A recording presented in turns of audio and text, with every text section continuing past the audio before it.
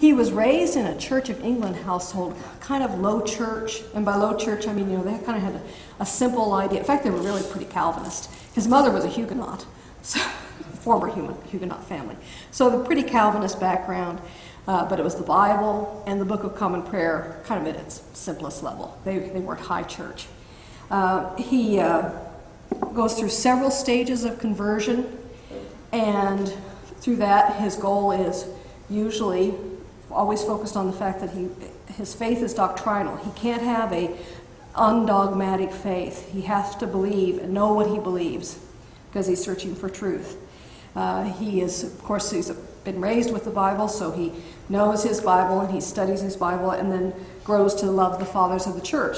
As he would say later, the fathers of the church made him Catholic.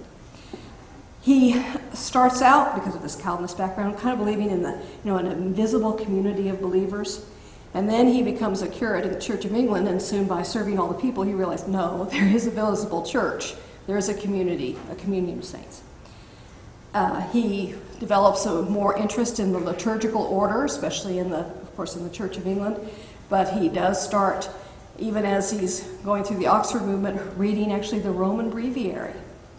So he's studying more and more about the liturgy. And then he even starts adopting some Catholic devotions, particularly Marian devotions and devotions to the saints.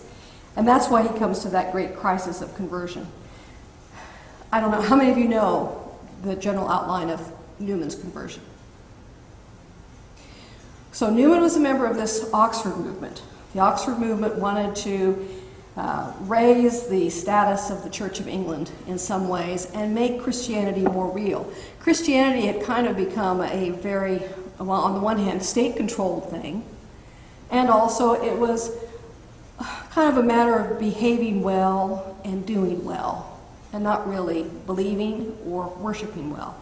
So through the Oxford movement, they wanted to, he and his friends wanted to assert, first of all, the authority of the bishops, saying the bishops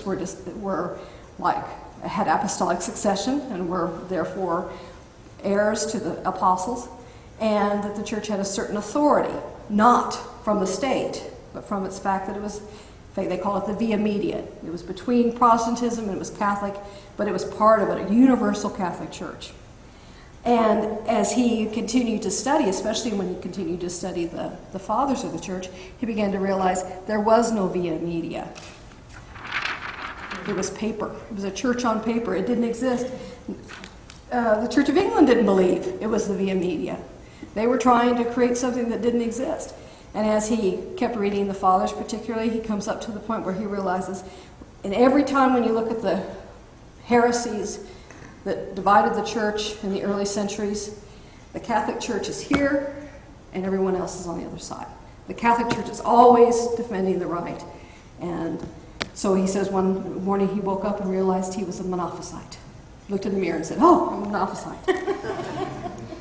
So this crisis, of course, is the great dividing point of his life, because he then determines he has to become a Catholic.